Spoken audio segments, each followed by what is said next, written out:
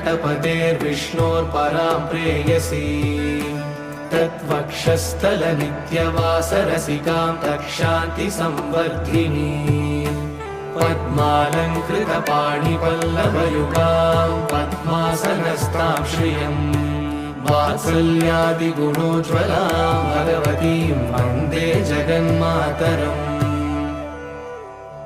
श्रीमन्कृपाजलनिधे श्रितसर्वलोकः सर्वज्ञशक्तनथवत्सल सर्वशेषिन् स्वामिन् सुशीलसुलभाश्रितपारिजात श्रीवेङ्कटेश शरणं शरणं प्रपद्ये श्रीमन्कृपाजलनिधे श्रितसर्वलोकः सर्वज्ञशक्तनथवत्सल सर्वशेषिन्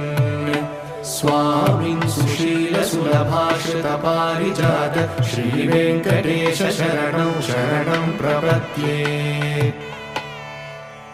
आनूपुरार्पितसुजातसुगन्धिपुष्पसौरभ्यसौरभकरौ समसन्निवेशौ सौम्यौ सदानुभव